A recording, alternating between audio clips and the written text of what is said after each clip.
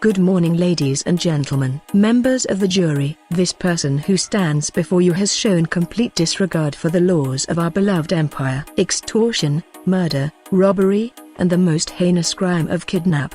But not any ordinary kidnap, the snatching of our future empress, whom I have no doubt has been kept in the worst conditions imaginable. Through her own logs, and in her own voice.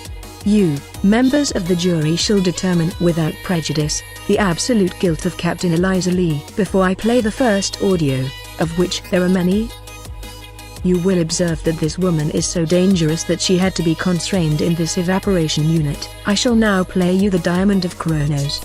It was late morning when I finally recovered my senses. My head felt like gravel being mixed in a concrete droid. 24 hours earlier we had knocked off a small cargo vessel, relieving its crew of her bounty, and alleviating customs of a heavy sack of dough. My ears tingled slightly as the ship's alarm was activated. This meant that there was something new on the horizon, but this was a morning that I could not bring myself around to any new adventure, even though I always liked a new challenge. Switching on my comm. What's going on, Mr. Azorg?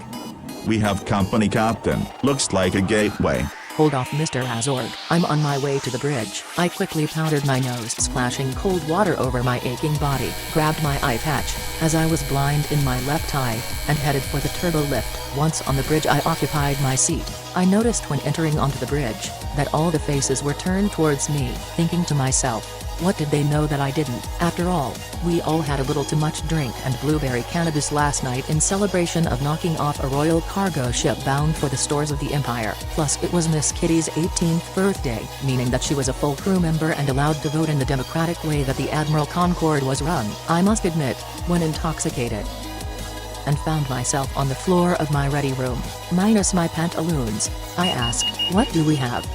We sent out a sonic pulse. There is definitely a large body inside the nebula. I have calculated its size as 9,500 km equatorial. The size of a small planet.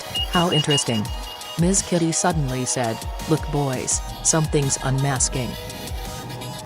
We felt a sudden jolt. Mr. Azorg, what's it doing? It's locked onto us, Captain, pulling us in. The craft is acting like a tugboat, and pulling us towards that large body inside the gateway. It looks like a floating dust bin. That's no garbage can. See that red face? Yes, I see it. Well, that's a raptor cannon. Best we avoid that.